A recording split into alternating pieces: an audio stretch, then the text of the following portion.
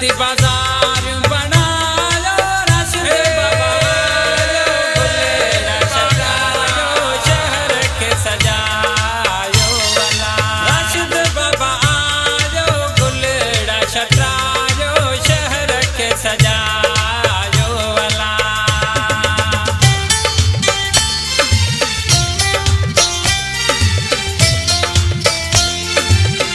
अचो सभई गड्डी नारायणो पीर गोठ वारो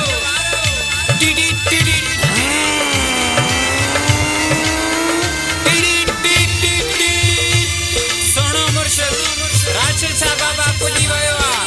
सब गड थियो अचो गोठ वारो इंतजारी में हुई जमायत सारी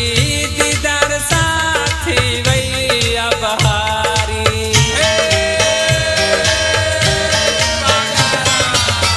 इंतजारी में हुई जमायत सारी दीदार साथी वही अब हारी समायूं लगाए खुश मलायो राशिद बाबा आयो गुलेड़ा शटायो शहर के सजायो वाला राशिद साईं आयो गुलेड़ा शटायो शहर के सजायो वाला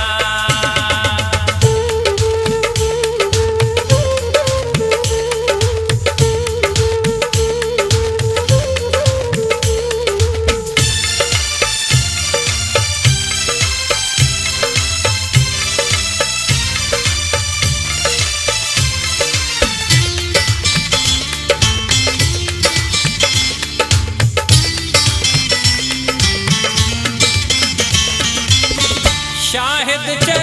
मना लख शुक्राना